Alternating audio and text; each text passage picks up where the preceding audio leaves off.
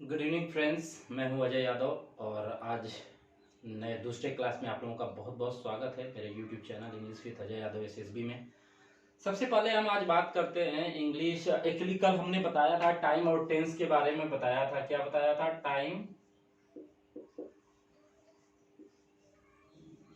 And tense. अगर पिछली video न देखे हो तो कृपया जाके देख लीजिए। 15-20 मिनट का है वीडियो। इसके बारे में बहुत अच्छे तरीके से टाइम और टेंस के बारे में, डिफरेंस क्या टाइम होता है और टेंस क्या होता है, इन दोनों में रिलेशन क्या होता है या किस तरह से हमारे बोलचाल पे असर करते हैं, ये सारी चीजें हमने एक्सप्लेन किया था। आज हम बात करते हैं सिंपल से रूल्स। रूल्स में क्या होंगे, कैसे हमें ट्रांसफॉर्म करने हैं। अगर प्रेजेंट टेंस के बारे में अगर आ गया तो कैसे। सिंपल मैंने बता दिया था, लेकिन एक बार आज फिर मैं दोबारा बताता हूं। ये प्रेजेंट इंडेफिनिट का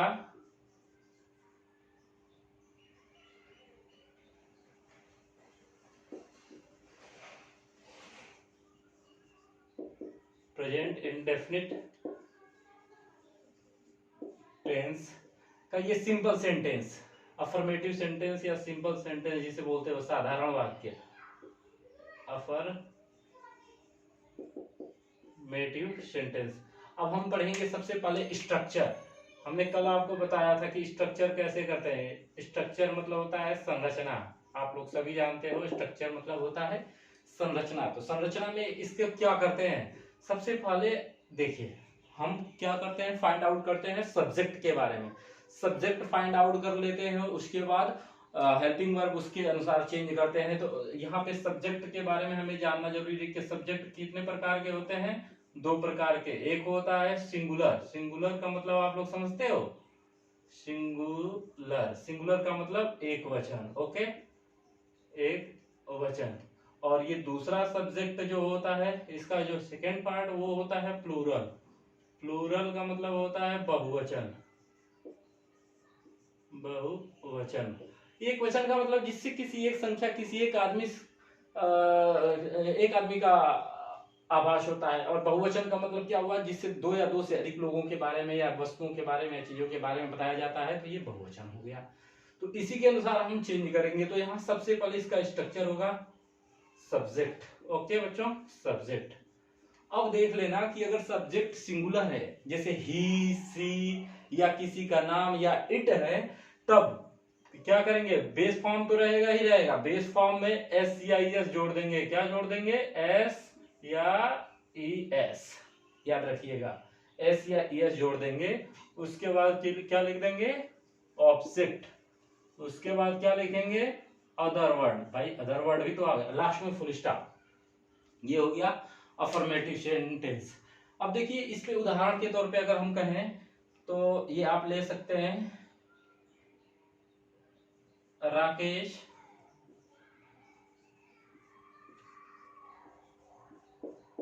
पतंग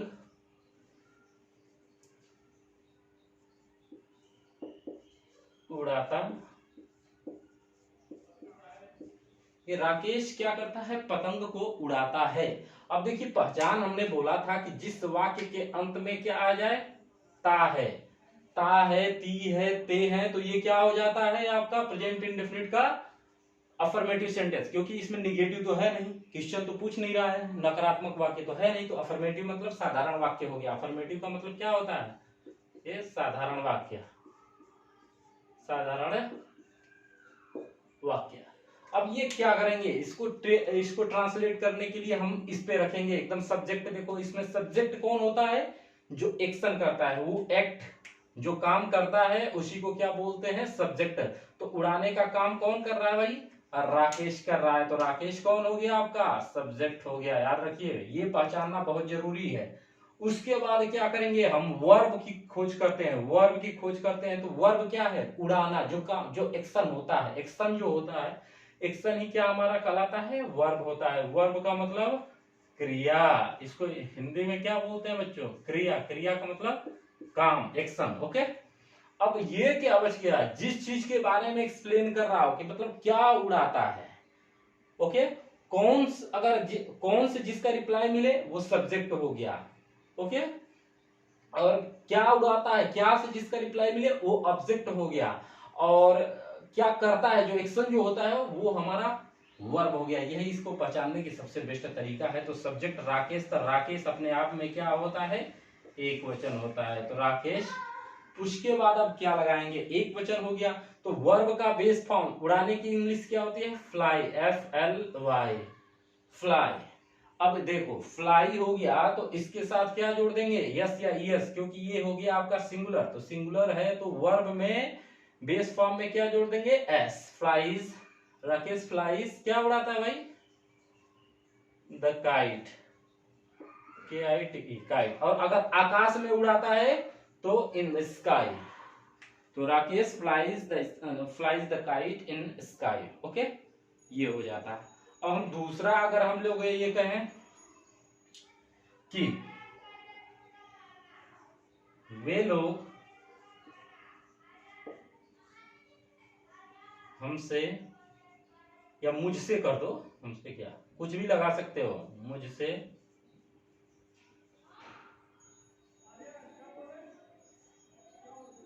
झूठ बोलते हैं, वे लोग मुझसे झूठ बोलते हैं। इसको कैसे चेंज करेंगे, ये भी देखिए अफर्मेटिव है, इसमें निगेटिव तो है नहीं, कहीं कोई है निगेटिव नहीं है। अब इसको अफर्मेटिव का मतलब साधारण वाक्य है, तो साधारण वाक्य में सबसे पहले हमें फाइंड आउट करना है सब्जेक्ट। तो सब्जेक्ट आपका क्या है, वे लोग। वे लोग का मतलब दे पीपल नहीं लिखना है, वे लोग पूरा क्या हो जाएगा, दे, क्योंकि ऑलरेडी लोग अगर रहेगा तो भी पीपल लोग लिखते हैं, केवल अगर लोग रहता तब पीपल लिखते हैं। अगर वे लगा दिया तो मतलब कई, वे का मतलब ये कई लोगों का ग्रुप को ही बोला जाता है वे, तो लोग पीपल लगाने की जरूरत नहीं होती है। तो हम सबसे पहले सब्जेक्ट लगा देंगे स्ट्रक्चर के अनुसार। सब्जेक्ट है कि नहीं, देखो स्ट्रक्चर कहां गया है आपका, ये है, ये आपका स्ट्रक्चर। तो सबसे पहले सब्जेक्ट लगा देंगे, तो सब्जेक्ट दे है। अब उसके बाद क्या लगाएंगे, बेस फॉर्म। बेस फॉर्म क्या है आपका, बोलना। तो बोलने की स्पेलिंग क्या होती है, स्पीक, SPEK, स्पीक। अब देखो एस या यस लगाएं कि नहीं लगाएं, ये हमें जानना जरूरी है। तो वे लोग है बहुवचन, वे लोग का मतलब कि कई लोगों के बारे में बात कर रहा है। जब कई लोगों के बारे में बात कर रहा है तो हम क्या करेंगे, यस या यस नहीं लगाएंगे। ओके, प्लूरल में जो होता है, मैंने बताया था कि अगर प्लूरल है तो S या ES क्या करते हैं, वर्ब के साथ नहीं लगाते हैं, वर्ब का बेस फॉर्म ही केवल आ जाता है, ये नहीं लगता है। तो ये आपका बेस फॉर्म हो गया, इसमें यस या यस नहीं लगाना है। तो they speak lie, LIA, they speak lie. और किससे, मुझसे, टू मी, टू मी। अब देखो जब किसी से बात करने की, जब किसी से बात करना हो या किसी डायरेक्शन की जब बात किया जाता है, किसी चीज से जुड़ने की बात किया जाता है, तो वहां पे किसका प्रयोग करते हैं, टू इन्फिनेटिव का प्रयोग करते हैं। टू को क्या बोला जाता है, to infinitive. Okay, they speak lie to me, वे लोग मुझसे क्या करते हैं, झूठ बोलते हैं। तो मुझे उम्मीद है कि आप लोगों को आ गया होगा समझ में। अब हम दूसरा सेंटेंस पढ़ेंगे, निगेटिव सेंटेंस। प्लीज एक मिनट वेट।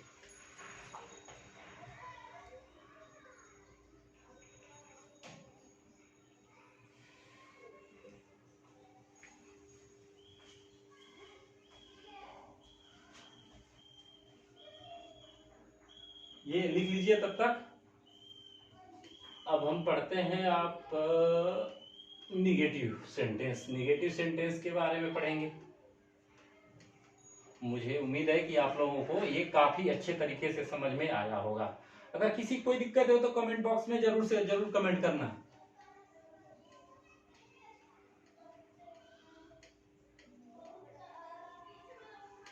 अब हम इसी का निगेटिव एस्पेक्ट पढ़ेंगे, दूसरा जो है प्रेजेंट इंडेफिनिट टेंस का।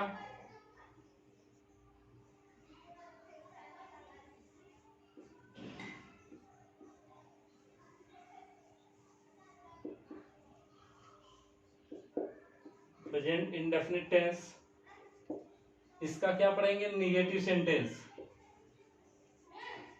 निगेटिव, निगेटिव को हिंदी में क्या बोलते हैं, नकारात्मक वाक्य। नकारात्मक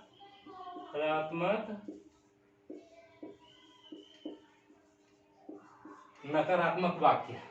नकारात्मक वाक्य होता क्या है, ऐसे वाक्य, ऐसी बातें जिसमें हम कोई चीज निगेटिव बात करें, निगेटिव का मतलब कोई भी एक्शन को न होने के बारे में बात करें। कोई एक्शन एक होना पॉजिटिव हो गया और न होना वो क्या हो जाएगा, वो निगेटिव एस्पेक्ट हो जाता है। तो ऐसा कोई भी एक्शन होगा जहां पे वो नहीं हो पाता है, उसी को हम इसे नकारात्मक वाक्य बोलते हैं। ठीक है, जैसे उदाहरण के तौर पे अगर हम कहें प्रेजेंट इंडेफिनिट की है, ता है, ती है, ते है, तो वो सेम रहेगा ही। लेकिन उदाहरण के तौर पे अगर मैं कहूं कि सीता झूठ नहीं बोलती है, या आप अपने पे भी लगा सकते हो, मैं झूठ नहीं बोलता हूं, ओके, झूठ नहीं बोलती है। अब देखो लास्ट में क्या आ गया बच्चों, ये देखिए, अब हमें इसकी पहचान करनी है लास्ट में जाके कि ये कौन सा वाक्य है। ती है मतलब ये इंडेफिनिट टेंस है, वो इसकी क्या है, हैबिट्स के बारे में बता, रेगुलर एक्शन के बारे में बता रहा है कि वो कभी भी झूठ नहीं बोलती है, तो ये प्रेजेंट इंडेफिनिट टेंस में हो गया। अब इस तरह से निगेटिव सेंटेंस को जो हमें बनाना हो, तो इसका स्ट्रक्चर क्या होता है ये हमें जानना जरूरी है। स्ट्रक्चर का मतलब क्या होता है बच्चों, संरचना, हिंदी में क्या बोलते हैं, संरचना। कैसे हम क्या सबसे पहले लिखें, तो सबसे पहले इसमें हम लिखते हैं सब्जेक्ट, याद रखिएगा, सबसे पहले हम लिखेंगे सब्जेक्ट, और उसके बाद अगर सिंगुलर है, सिंगुलर के साथ क्या लिखेंगे, डज, DOES। अब प्लूरल के साथ क्या लिखेंगे, डू लिखेंगे, तब जाके क्या जोड़ देंगे, नॉट। उसके बाद वर्ब का बेस फॉर्म, बेस फॉर्म का मतलब first form, okay, base form का मतलब फर्स्ट फॉर्म। उसके बाद ऑब्जेक्ट, उसके बाद अदर वर्ड, यही है हमारा फॉर्मेशन। तो सब चलिए हम इस सेंटेंस को चेंज करते हैं, इसी पर देखते हैं। अब ये देखिए डज, थोड़ा सा मैं इंडिकेट कर देता हूं, ये क्या हो जाएगा, सिंगुलर, ये लिख लीजिएगा सिंगुलर, और ये डू किसके लिए होगा, प्लूरल। प्लूरल का मतलब बहुवचन, सिंगुलर का मतलब एक वचन, याद रख, लिख लीजिए। अगर तुरंत भूल जा रहे हो तो वीडियो को पॉज कर दीजिए, रोक दीजिए, उसके बाद इन दोनों का अर्थ लिख लीजिए, ओके। तो चलिए हम इसको ट्रांसलेट करते हैं।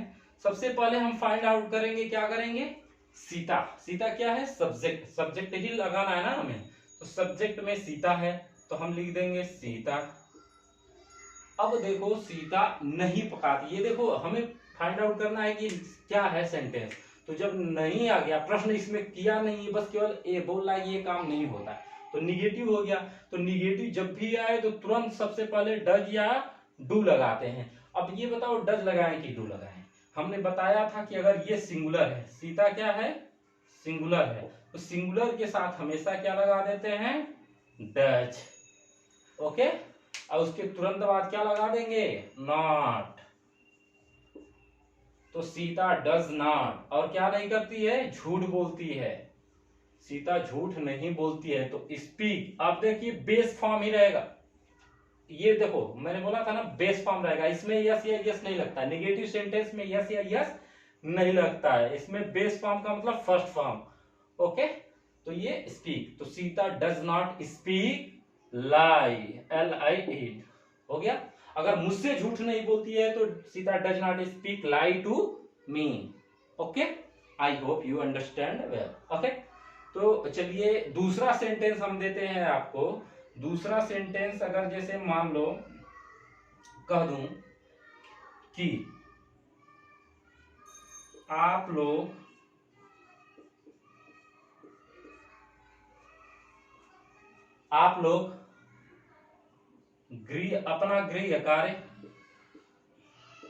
अपना गृह कार्य होमवर्क, गृह कार्य नहीं करते हैं, नहीं करते हैं।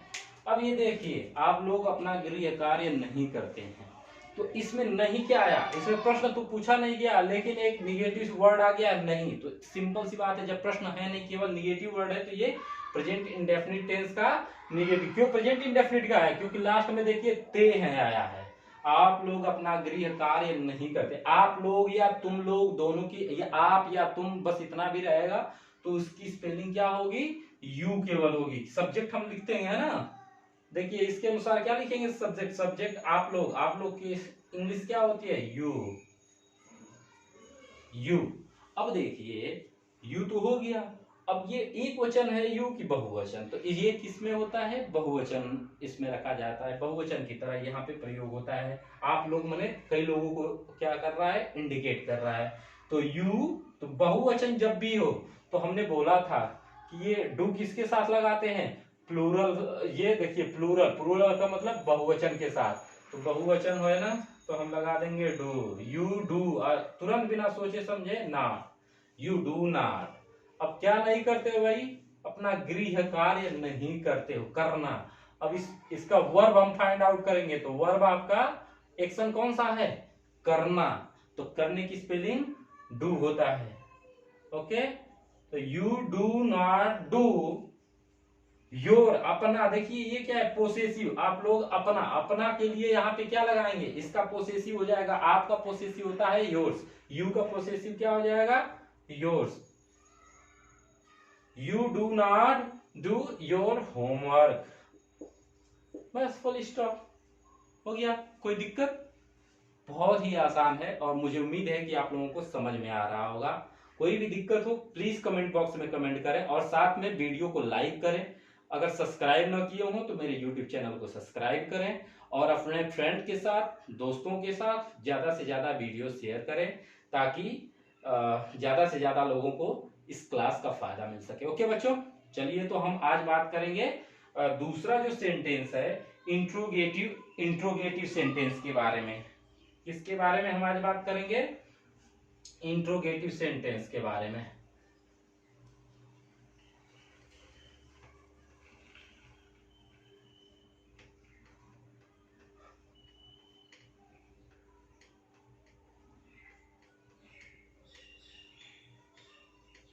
इंट्रोगेटिव सेंटेंस, ये हो गया आपका निगेटिव, अब हो गया हमारा इंट्रोगेटिव सेंटेंस। इंट्रोगेटिव का मतलब क्या होता है, इंटरोगेटिव,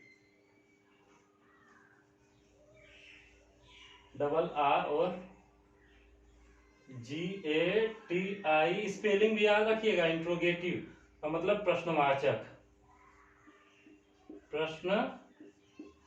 प्रश्नवाचक का मतलब क्या हुआ, ऐसे वाक्य जिससे प्रश्न किया जाए, किसी भी प्रकार का किया जा सकता है। और याद रखिए प्रश्न दो तरीके से किया जाता है। प्रश्न कितने प्रकार से होते हैं, दो तरह से। प्रश्न जो है दो तरीके से, एक और ये दो। एक क्या होता है, एक WH टाइप का होता है वो, ओके, जिसे क्या से स्टार्ट होगा। एक में क्या होता है, कोई भी प्रश्न किससे स्टार्ट होगा, क्या से प्रारंभ होता है, प्रारंभ होता है। और दूसरा जो होता है वो प्रश्न उसका हमें एक्सप्लेन करता है। इसी को हम दूसरे को, इसको क्या बोलते हैं, एस नो टाइप, एस या नो टाइप। इसका जो आंसर है हमें केवल एस या नो में दिया जाता है। जैसे उदाहरण के तौर पे मैं कहूं कि क्या आप गाना गाते हैं, लास्ट में क्वेश्चन वर्ड। तो देखिए क्या से स्टार्ट हुआ है। अब जब अगर क्या से स्टार्ट हो जाए तो इसका जब भी आप उत्तर देंगे तो हाँ या नहीं में देंगे, यस या नो में देंगे, इसलिए इसे एस नो टाइप के क्वेश्चंस बोले जाते हैं। और दूसरा जो होता है व्याख्यात्मक प्रश्न जो होता है, जिसे हम WH टाइप का बोलते हैं, WH टाइप, व्याख्यात्मक प्रश्न। व्याख्यात्मक प्रश्न का मतलब कि जब आपसे प्रश्न किया जाएगा तो आप प्रश्न का उत्तर उसको एक्सप्लेन करके देंगे। जैसे ये पूछा जाए कि आप विद्यालय क्यों नहीं गए, तो आप हाँ या नहीं बोलेंगे, ऐसा नहीं हो सकता। आपको बोलना पड़ेगा कि बारिश हो रही थी, मैं बुखार था, मेरे भाई की शादी में मुझे जाना था, या different different reason you can explain, but you have to explain at any cost. आपको हर कीमत पे आपको एक्सप्लेन करना पड़ेगा। तो इस तरह के वाक्य को हम जो बोलते हैं वो क्या बोलते हैं WH टाइप के सेंटेंस बोलते हैं, WH टाइप के क्वेश्चंस बोलते हैं। जैसे जैसे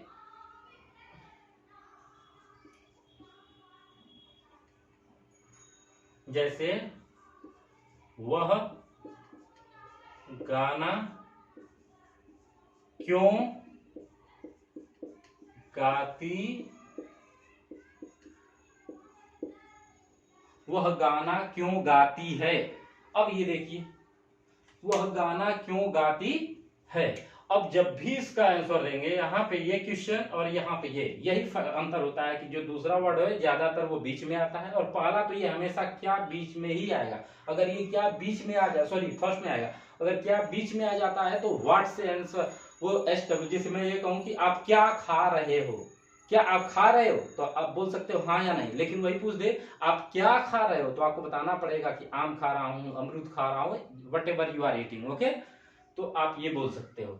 तो इस तरह के जो सेंटेंस होते हैं, इसके जो हम स्ट्रक्चर के बारे में सबसे पहले पढ़ेंगे। स्ट्रक्चर, तो स्ट्रक्चर क्या होता है बच्चों। स्ट्रक्चर में सबसे पहले अगर फर्स्ट में है, केस में एस नो टाइप में, हम एस या नो टाइप की बात करते हैं, एस या नो टाइप का स्ट्रक्चर जो है उसकी हम बात करते हैं। तो इसमें सबसे पहले क्या लिखेंगे, हेल्पिंग वर्ब। हेल्पिंग वर्ब हम जिसे सहायक क्रिया बोलते हैं, हेल्पिंग वर्ब। हेल्पिंग वर्ब क्या होता है बच्चों, इसका डज, DOES, डज या डू। और याद रखिएगा, डज एक वचन रहेगा कर्ता तब, और डू बहुवचन रहेगा तब। और आपको पहचानना पड़ेगा पहले ही सब कुछ कि कर्ता एक वचन है कि बहुवचन, तभी आप सबसे पहले डज या डू लगा सकते हैं। उसके बाद तुरंत क्या लगा दोगे बच्चों, सब्जेक्ट। याद रखिएगा, तुरंत बाद सब्जेक्ट। उसके बाद क्या लगाओगे, उसके बाद वर्ब का फर्स्ट फॉर्म, वर्ब का फर्स्ट फॉर्म, वर्ब का फर्स्ट फॉर्म। ओके, वर्ब का फर्स्ट फॉर्म। उसके बाद क्या लगा दोगे, ऑब्जेक्ट, ऑब्जेक्ट। उसके बाद अदर वर्ड अगर कोई है तब, और उसके बाद लास्ट में यहाँ पे भूलिएगा मत, ये बहुत गलती होता है, ये क्वेश्चन मार्क बहुत जरूरी है। ये आपका क्वेश्चन मार्क बहुत जरूरी है। तो चलिए इस तरह के सेंटेंस में हम सबसे पहला हल करते हैं कि क्या, एस नो टाइप में ही है ना, क्या से स्टार्ट है। तो हेल्पिंग वर्ब भी ये डज या डू है, याद रखिएगा। तो क्या से स्टार्ट है, तो अब सबसे पहले ये देखिए इसमें क्या है, सब्जेक्ट आपका क्या है, आप लोग। आप लोग एक वचन है कि बहुवचन है बच्चों, आप लोग एक वचन है कि बहुवचन, ये है आप लोगों का बहुवचन। तो जब बहुवचन हो तो हेल्पिंग वर्ब किसका प्रयोग करते हैं, डू का। तो यहाँ पे क्या लिख दोगे, डू। आप लोगों, फिर उसके बाद क्या तुरंत लगा देंगे, सब्जेक्ट।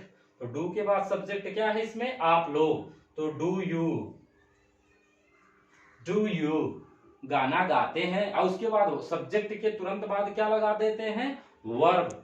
वर्ब ये है ना, वर्ब का फर्स्ट फॉर्म, वर्ब का बेस फॉर्म या फर्स्ट फॉर्म। तो वर्ब इसमें क्या है, क्रिया क्या हो रही है, गाने वाली बात ना, गाते हो। गाते की स्पेलिंग क्या होती है, सिंग, SING, SING। Do you sing, और क्या गाते हो, song, do you sing song. और लास्ट में हम भूलेंगे नहीं ये क्वेश्चन मार्क। तो डू यू सिंग सॉन्ग, ये है आपका आंसर। अगर मान लीजिए अगर हमें WH टाइप का जब आ जाए, जैसे वह गाना क्यों गाती है, तो इसमें क्या जोड़ना होता है, डज या डू से पहले जस्ट तुरंत पहले हम क्या जोड़ देंगे, इसी का क्वेश्चन वर्ड, क्वेश्चन वर्ड ही जोड़ देते हैं, वो याद रखिएगा, क्वेश्चन वर्ड। इसके साथ क्या जोड़ देंगे, बस बच्चों याद रखना, ये क्वेश्चन वर्ड। क्वेश्चन वर्ड बाकी सेम रहेगा, सेम प्रोसेस आप लिखोगे। जैसे मैं कहूँ वह गाना क्यों गाती है, तो यहाँ क्वेश्चन वर्ड देखो क्या है, प्रश्न क्या है, क्यों। क्यों की स्पेलिंग लिख देंगे वाई, हो जाएगा ना। देखो क्वेश्चन वर्ड हो गया, यही है ना क्वेश्चन वर्ड, वाई, वाई लिख दिए। अब हेल्पिंग वर्ड वही लगाएंगे, सेम डज या डू। तो वह है, तो वह एक वचन है कि बहुवचन है, गाने का एक्शन कौन कर रहा है, वह एक वचन है ना। तो जब एक वचन है तो यहाँ पे क्या लिख देंगे, डज, DOES, वाई डज। उसके बाद सब्जेक्ट कौन है, वह। और ये देखिए याद रखिए, वह दो होते हैं, एक पुरुष के लिए और एक स्त्री के लिए। तो पुरुष के लिए ही होता है और स्त्री के लिए है तो सी। अब यहाँ पे लास्ट में देखिए ती है, मतलब लड़की की बात कर रहा है, तो सी लिख देंगे, वाई डज सी। और क्या वह गाना क्यों, वाई डज सी, अब बेस फॉर्म रहेगा वर्ब का, why does she sing song, और लास्ट में क्वेश्चन वर्ड।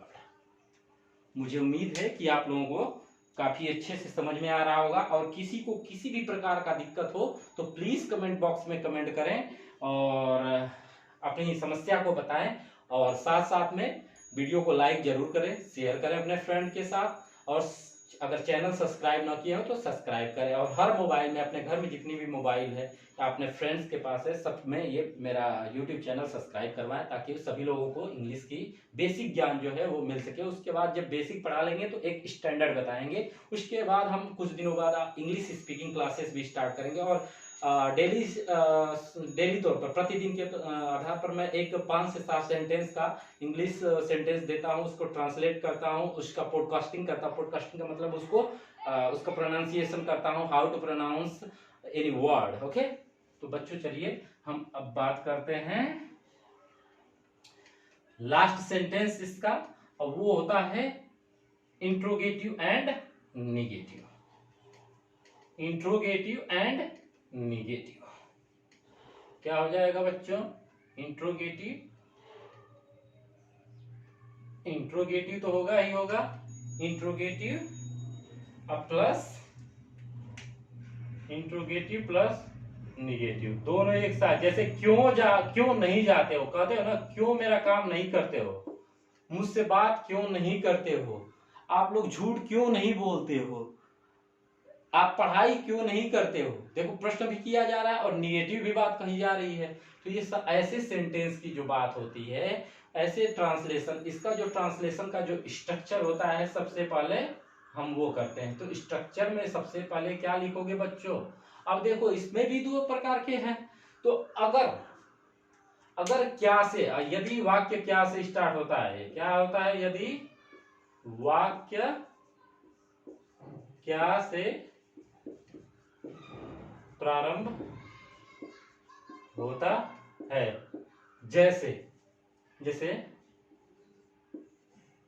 जैसे उदाहरण के तौर पे मैं कहूं,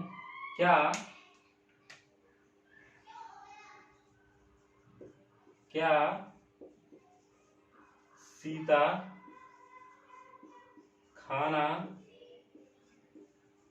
नहीं पकाती है। अब ये देखिए बोल रहा है कि क्या सीता खाना नहीं पकाती है। तो इस तरह के सेंटेंस क्या से स्टार्ट हुआ, याद रखिए, ये क्या से स्टार्ट जब भी हो तो हम सबसे पहले इसका स्ट्रक्चर क्या लिखेंगे, डज जी, इसे एस नो टाइप बोलते हैं ना, इसे क्या बोलते हैं, एस नो टाइप। तो जब भी हो तो क्या लिखेंगे, डज या डू, ये हमारा स्ट्रक्चर यहां से स्टार्ट होगा। ओके बच्चों, डज या डू से। तो अगर कर्ता एक वचन रहेगा तो डज, बहुवचन रहेगा तो डू। याद रखिएगा, एक वचन के साथ डज, एक वचन के साथ अगर है तो एक वचन के साथ क्या बोलते हैं, एक वचन, और ये किसके साथ होता है, बहुवचन। बहुवचन अगर करता है तो डू, और उसके तुरंत बाद क्या लिख दोगे बच्चों, उसके तुरंत बाद लिख दोगे सब्जेक्ट। ये इतना तो कंफर्म है, कोई दिक्कत। लेकिन अब देखो हमें फाइंड करना है कि प्रश्न के साथ साथ नकारात्मक सेंटेंस भी है, नहीं भी लिखा हुआ है, तो इसलिए तुरंत बाद क्या लिख देंगे, ये बताइए। यही इंपॉर्टेंट होता है, जो नॉट होता है तुरंत किसके बाद लगाते हैं, सब्जेक्ट के बाद। सब्जेक्ट के तुरंत बाद हम क्या लिख देंगे बच्चों, नॉट। याद रखिएगा, NOT है, नॉट। उसके बाद base form of verb, base form का मतलब फर्स्ट फॉर्म, ओके। और उसके बाद ऑब्जेक्ट, उसके बाद अदर वर्ड, और उसके बाद लास्ट में क्या करेंगे, अगर ये भूलना नहीं है, क्वेश्चन वर्ड जरूर लगाना है। तो चलिए हम क्या वाले, इस वाले पहले को टेंस इसका ट्रांसलेशन करते हैं। तो क्या होगा बताइए, सबसे पहले आप देखिए कि ये कर्ता इसमें क्या है, करता है सीता। एक्शन कौन कर रहा है, क्या एक्शन हो रहा है, खाना बनाना, पकाने का काम कौन कर रहा है, सीता कर रही है। तो जब सीता है तो उसके लिए हम क्या लिखेंगे, एक वचन हो गया। और ये एस नो टाइप का है, क्या से स्टार्ट हुआ है, तो हेल्पिंग वर्ब से ही स्टार्ट करते हैं, डज या डू। तो देखिए एक वचन के साथ हमने क्या बोला था, डज से क्या हो जाएगा, DOES डज। उसके बाद तुरंत सब्जेक्ट लगा देंगे सीता, डज सीता। देखो डज हो गया, डज हो गया, उसके बाद तुरंत क्या लगाओगे, सब्जेक्ट। सब्जेक्ट हमारा सीता, एक्शन कौन काम कर रहा है, सीता, तो डज सीता। अब देखिए निगेटिव भी है ना, तो तुरंत सब्जेक्ट के तुरंत बाद क्या हम लगाए हैं, नॉट, डज सीता नॉट। उसके बाद क्या लगाएंगे, बेस फॉर्म ऑफ वर्ब, क्रिया जो है ना, क्रिया जो एक्शन हो रहा है, जैसे पकाना, पकाने की इंग्लिश क्या होती है, कुक, उसका बेस फॉर्म फर्स्ट फॉर्म, तो फर्स्ट फॉर्म COO के कुक, कुक द फूड। अब ये देखो फूड, ऑब्जेक्ट क्या है, खाना बनाना ना, ये खाना ही है ना। किसके बारे में क्या पकाना है भाई, वो जो एक्सप्लेन किया जा रहा है वो है आपका भोजन। तो भोजन की स्पेलिंग फूड होती है। अब कोई दूसरा वर्ड है नहीं, इसलिए लास्ट में क्वेश्चन वर्ड। किसी को कोई दिक्कत, मुझे उम्मीद है कि किसी को किसी भी प्रकार का दिक्कत नहीं हो रहा होगा। अब देखिए हम क्वेश्चन वर्ड वाले पढ़ेंगे, जिसे हम क्या बोलते हैं, WH टाइप। WH टाइप, इसमें जो है स्ट्रक्चर क्या होगा, वही क्वेश्चन वर्ड सबसे पहले हो जाएगा। उसके बाद सेम यही हम उतार देंगे, क्या लिखेंगे, डज, DOES डज या डू। उसके बाद तुरंत सब्जेक्ट, उसके बाद सब्जेक्ट के तुरंत बाद नॉट, उसके बाद वर्ब का बेस फॉर्म, उसके बाद ऑब्जेक्ट, उसके बाद अदर वर्ड, और लास्ट में क्वेश्चन। अदर वर्ड अगर है तब लगाना है, जब रहेगा ही नहीं तो लगाओगे कहां से, ओके। तो चलिए ठीक है, अब हम दूसरा सेंटेंस हम पाते हैं इसमें। मैं कहूं कि